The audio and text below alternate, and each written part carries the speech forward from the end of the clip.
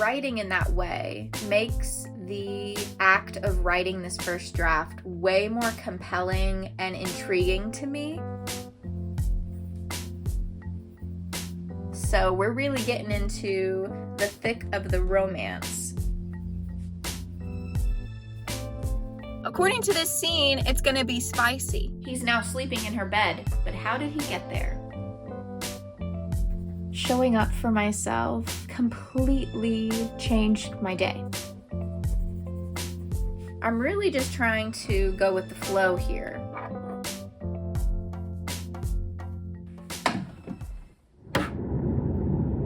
Howdy, y'all.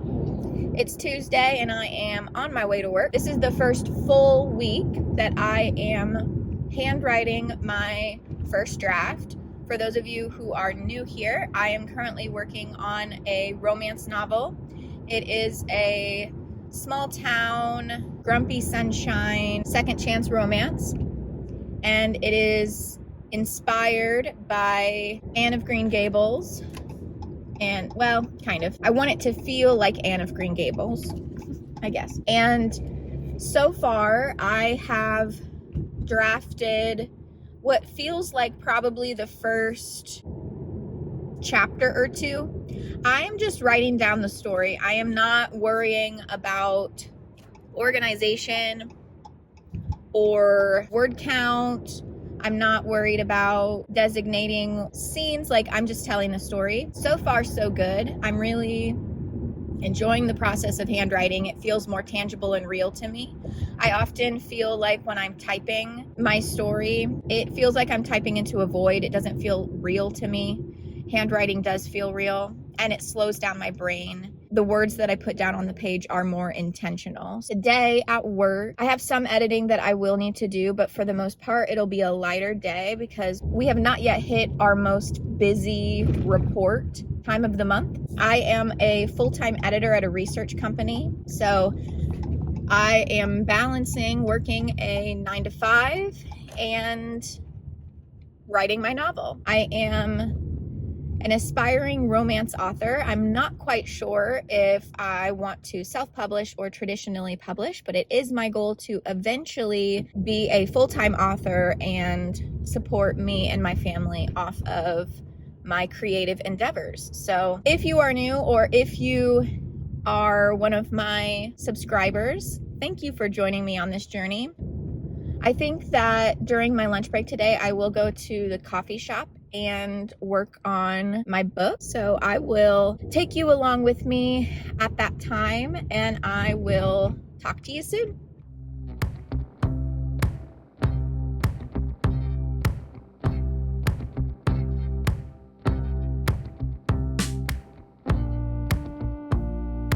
Just finished up in the coffee shop. I had my lunchtime writing session and it went pretty good. Can't complain. Got some good writing in. I was writing a scene where, so Josephine and Henry, they reunited after a decade apart, and I can't remember how much I've told and what I haven't, but circumstances make it to where they have to share the same cottage.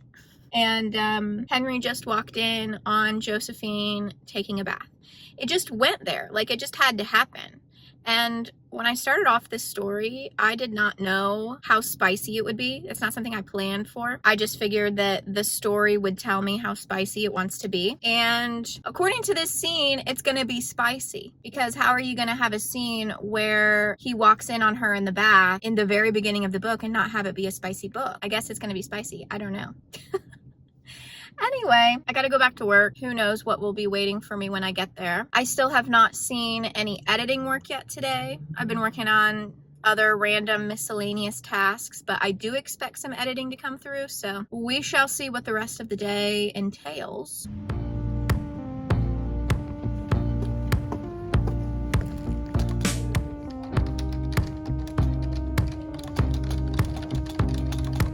If you watched my last video, and you will have seen what I consider to be the most perfect day in terms of productivity and in my writing, just like the ideal way that I spend my day. And what you see today is not what I would consider an ideal day, but it is my usual day. I used to focus all of my energy on fantasizing a life that allowed me to live my perfect day every day. And doing that resulted in me feeling angry and frustrated and resentful of my life every day. I learned that that was not the way to make that fantasy a reality. I also learned that I needed to change my mindset in order to feel more grateful and happy for the life that I do have. But also, having all of that anger and frustration in my body all the time, it did not help my creativity. It worked against me. And it took me a while to realize that, but I have realized it now. And so I work with what I have. I have to make money. And one day I do hope that I make money off of my own creative project. But that's just not what my life is right now, and that's okay. I create pockets of time throughout my day where I do get to do the things that I want to do. So yesterday you saw me writing my book in the morning, and today you saw me writing my book at lunchtime. And during the work week, those are my two ideal opportunities for working on my book. I find that my creative energy is generally better earlier in the day. And as I live the day, my energy just slowly drains.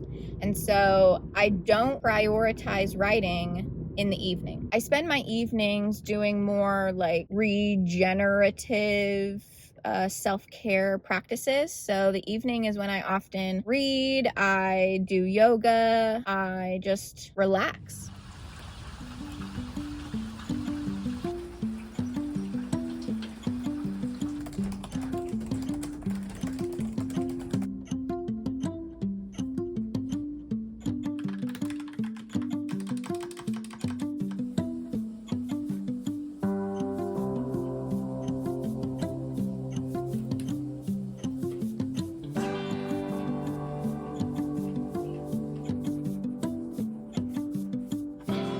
I'm writing a scene, a dinner scene, with all of the characters who work at the inn, and Josephine notices a female cardinal trying to get her attention out the window, and her grandma had been obsessed with cardinals when she was alive, and so her grandma is trying to communicate something to her in this scene. And right now I'm looking out the window here in real life, not in the story, and there is a female cardinal sitting on the fence. So I finished lunch, but I did not finish writing that scene. I had a bit of a harder time getting into my story during this lunchtime writing session, and sometimes that happens. Sometimes it's harder for me to change my mindset. I need to put a pin in writing for now because I have a meeting that starts at 1 o'clock, and that's in about 10 minutes. So I'm gonna get ready for the meeting, and then I will probably do some more writing in a little bit, and I will check in with you at that point.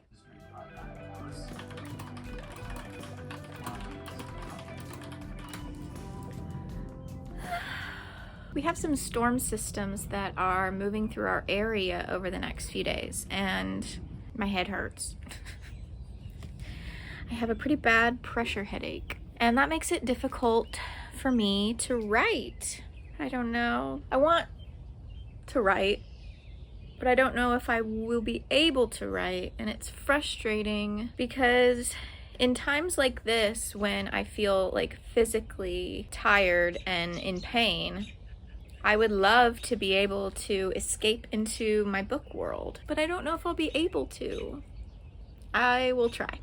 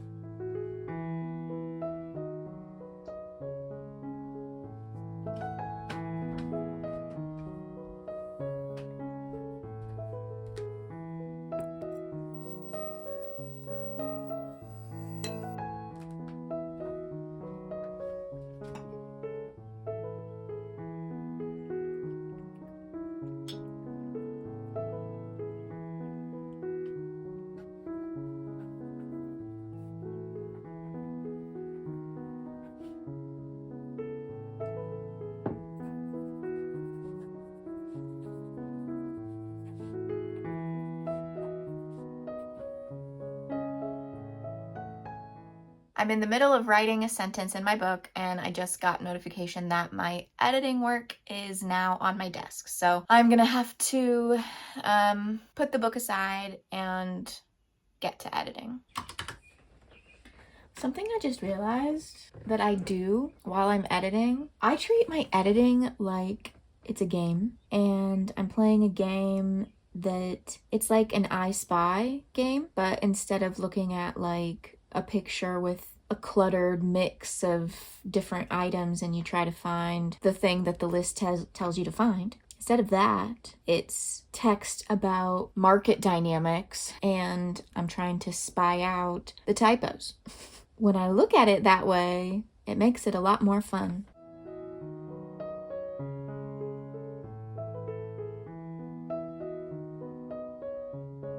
Before I started this cozy writing session, I would have said that today was kind of a crummy day. It was really cloudy earlier this morning and it rained, and generally those types of days don't make me feel full of joy, though they are cozy. But since the sun has come out and I've had this writing session, I can say that today has been such a lovely day. Showing up for myself completely changed my day. I was able to get into my story again, and I added some really important words that add to the plot and characterization and setting for the story. Like, I wrote maybe 2 paragraphs worth of handwritten story, and in those 2 paragraphs I added really important words, and though they may be small, the word count, I feel super fulfilled for the day. I'm happy with what I wrote down, and I'm happy with this day.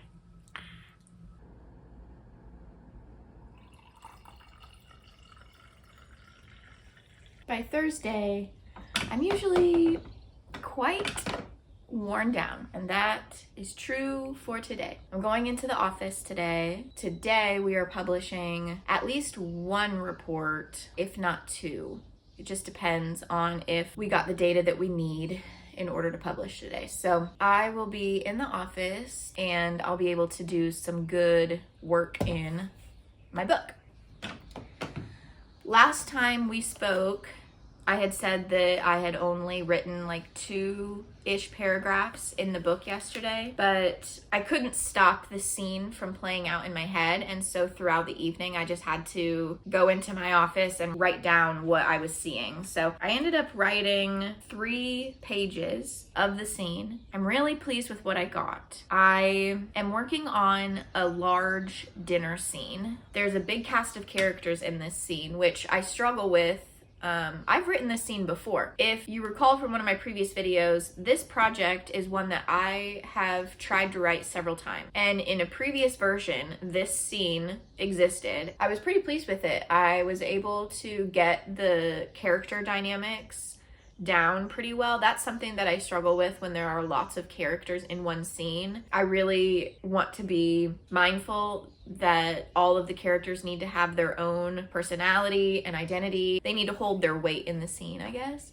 So in that earlier version of this scene, I was happy with what I had come up with, but in this current version of the story, it doesn't really transfer. There are things from the previous version of the scene that I will be able to use, and I'm really happy with that. I will use the space in my notebook to just add more to the scene, and when I go to write the second draft, I will combine what I wrote in the first version several years ago and what I'm writing in here now. I finished up the dinner scene, and then I started working on what comes after that, which is this quiet moment with Josephine and Henry after they go back to the cottage that they are sharing. We're now to the part of the story where the romance is starting to bubble a little bit more. They have gone through the period of resistance and like, absolutely not, I'm not falling in love, and I'm especially not falling in love with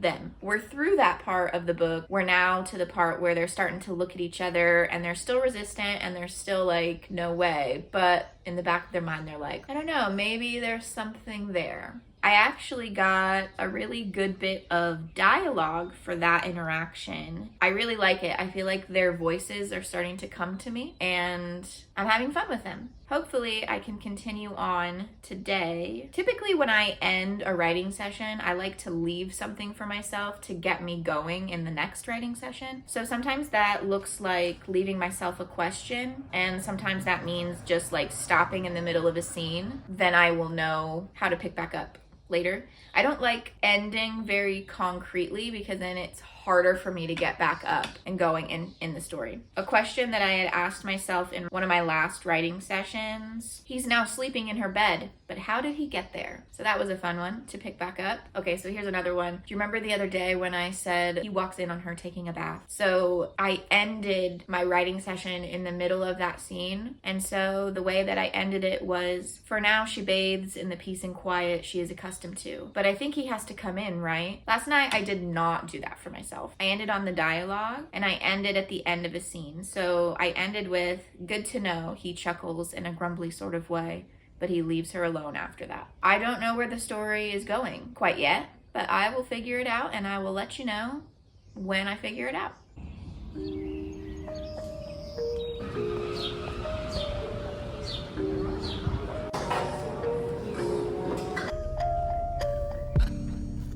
It's lunchtime. I'm on my lunch break. I'm sitting in my car and I am going to try to work on my book, but similar to yesterday, it's just not feeling good up here. So I have zero expectations for how this writing session will go, and we'll see what comes of it.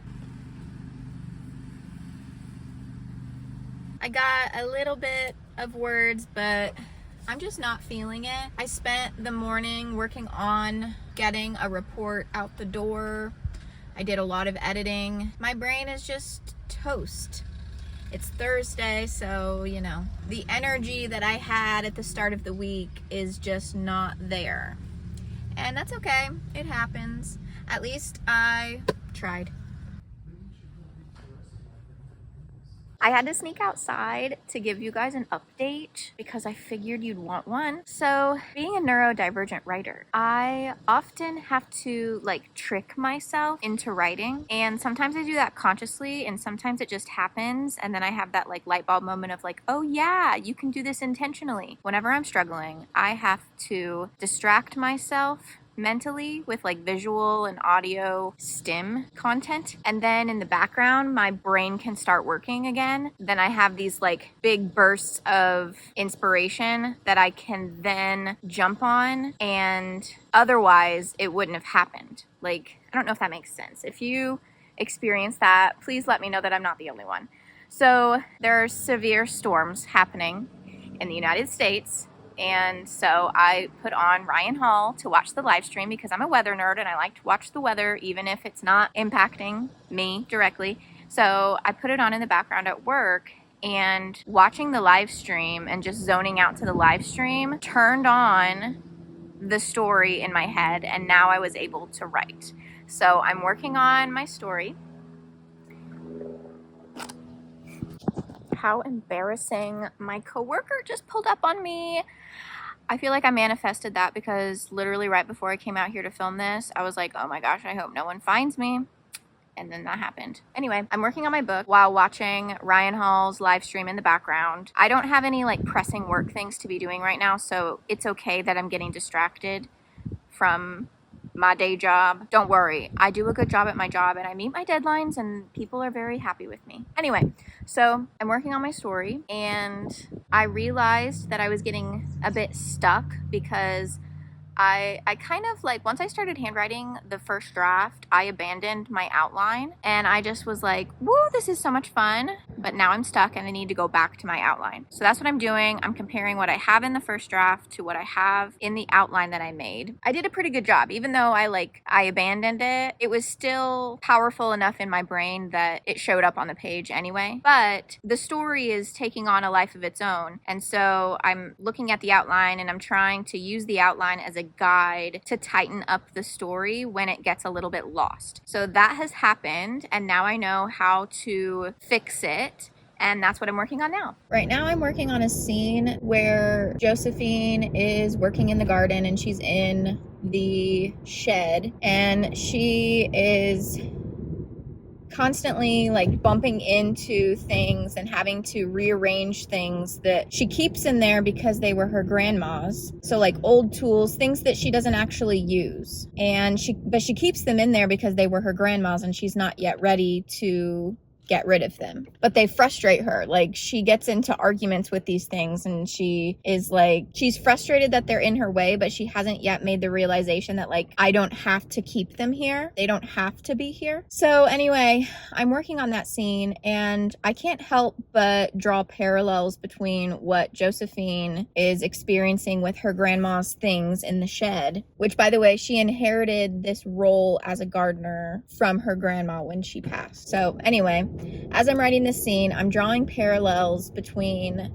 Josephine in the garden shed with her grandma's things and my daily life working a job for someone else. I can't authentically make a video about balancing a 9-to-5 job with writing a book and not show the days when it's annoying to have to work a 9-to-5 job. I am grateful for my job, and at the same time, it gets in my way. Just like Josephine keeping her grandma's things around, I am keeping this job around because I don't yet see a reality where I can get rid of it.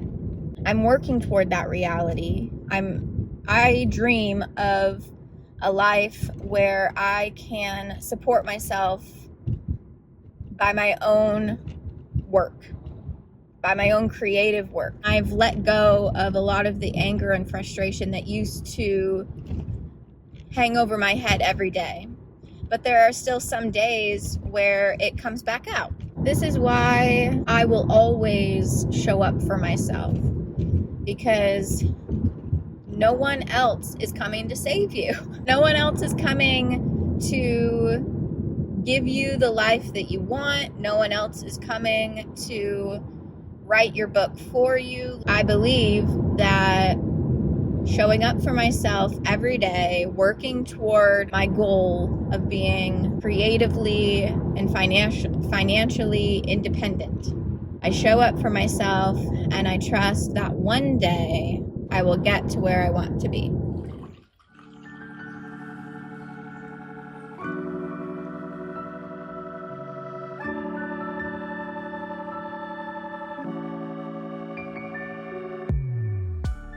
Oh, we made it to Friday. If you are still here at this point in the video, thank you so much. You are awesome. Please leave your favorite color heart in the comment section. That's what YouTubers do, right?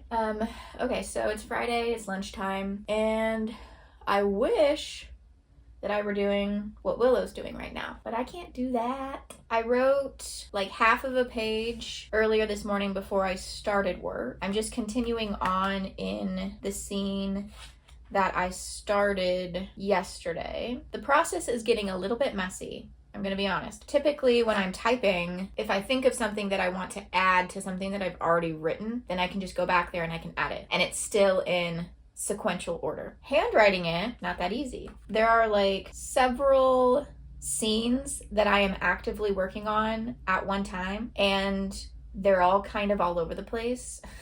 So like, here's one scene, here's another scene. This is a scene that goes back 2 scenes.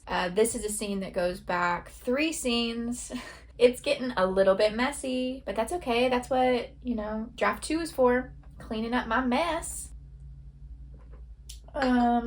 What else? So I mentioned yesterday that I need to keep my outline more at the forefront of my brain as I'm drafting here. So I'm gonna do a writing session during my lunch hour, and I'll pull up my outline and I'll work on it.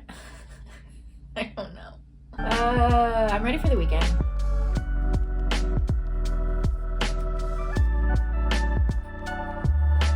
So I just had this idea for something that happened between Josephine and Henry when they were kids. Because remember, this is a second chance romance, and Josie and Henry grew up together. Henry is Josie's brother's best friend. And so they grew up around each other. They were actually around each other quite a lot because Henry didn't outright live with them, but pretty much. So this idea just randomly popped into my head. I can't really identify why it would pop into my head now, because right now I'm working in the present and this idea came to me from the past. Something that I am trying to do as I handwrite this first draft is I'm trying to capture as best as I can the way that the story unfolds to me naturally. So I wrote down this idea for something that happened in the past because maybe this is a flashback that needs to happen right now in the story or somewhere around here in the story, and I want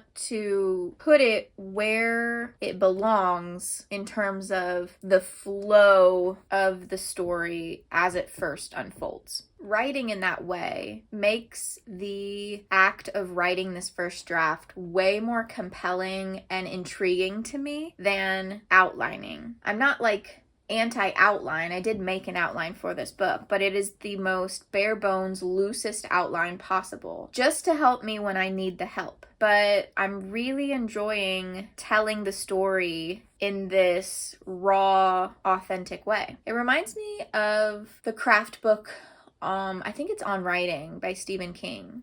Stephen King, I don't agree with everything he says because I feel like he acts like there's only one way to write a book and it's his way, and I don't like that kind of writing advice. But something that he did say in that book that I'm finding to be true for myself is that I feel like my creativity is restricted when I outline versus when I pants. Pantsing allows the story to come through in the way that it wants to come through. I would rather capture the raw creative energy of a story and then go in and help it be a little bit more beautiful than creating a box with all of these different dividers, sectioning it off. You put that box underneath the creative flow and it captures it and puts it in these little dividers, and you would never know what it would look like if it was allowed to just fall and land organically. I don't know if that made sense at all. This is the kind of like headspace that I get into when I am in a creative flow. It is kind of silly and very concentrated. I don't know. I have no idea what I'm saying. I'm having a really good writing session, if you can't tell. Despite how I look right now, which is an indicator of how this week of writing and balancing a job turned out. I looked so cute at the beginning of the week, and now look at me. I'm a little schlub because I'm not writing this first draft in a word processor. I am prevented from knowing how many words I'm writing unless I wanted to go through and add it all up, which I've done before in the past. And let me tell you, it's not a fun thing to do. And eventually I just like stopped because it became too annoying and overwhelming. So I don't know how many words I've written. And so it may be difficult to do this process of handwriting a first draft like this. It may be difficult for people who really like to see the numbers at the end of the day that show you the progress that you've made. Being able to see how much progress you've made, I think, is an important part of the process, no matter how you do it. The way that I feel like I've progressed, honestly, I don't think about it that much. I feel satisfied at the end of a day if I've spent any amount of time in my story.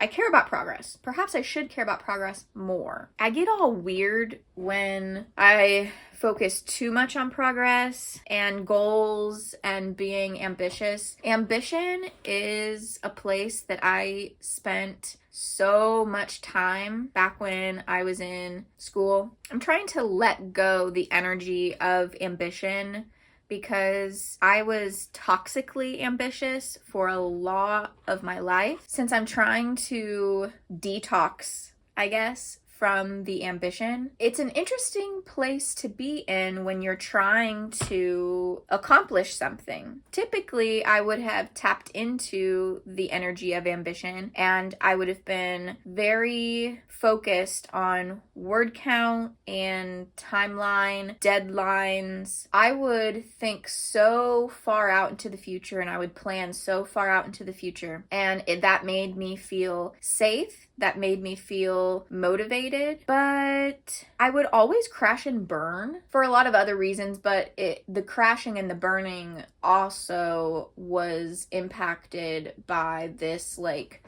really intense and domineering ambition. So I'm really just trying to go with the flow here and take whatever time the story needs. All of that is to say, I did go through to get an idea of how much I've written this week. This is not including anything that I write after I film this clip, obviously. I have written, let's see, 1, 2, 3,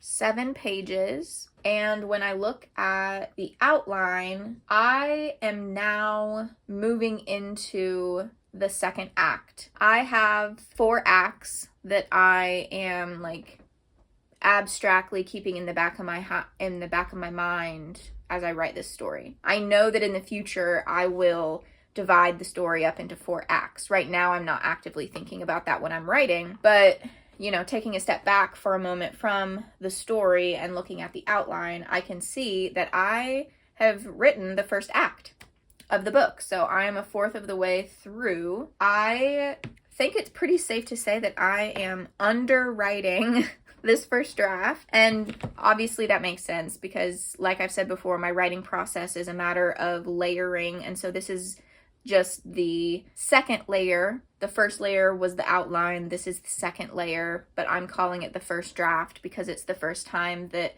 I'm allowing the story to move through me and onto the page. So yeah, I think this first draft will be relatively short, and I'm now considering writing the second draft, the third layer, in this journal as well. I'm not sure yet. I don't know if I will handwrite the second draft or type it. That's a decision for later once I get to that point. Right now, I'm right here. Right now, I am moving into Act 2. And Act 2 is all about falling in love. So we're really getting into the thick of the romance. If you liked this vlog, and if you are interested in seeing how the rest of this story unfolds, if you are interested in watching me write Act 2, Falling in Love, maybe consider subscribing and watching next week. Next week's vlog will be Act 2.